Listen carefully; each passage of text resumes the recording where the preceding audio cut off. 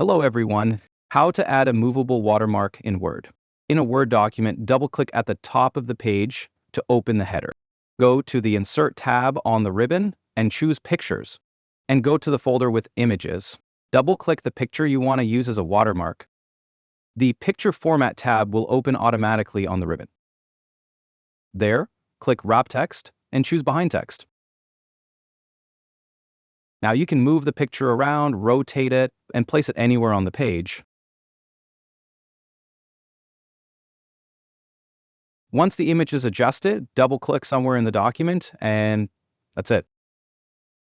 Such effects with your own image as a watermark are not possible through the standard watermark option. Remember that this way the image is inserted through the header, not through the main part of the document. Thank you for watching. Please subscribe and see you next time.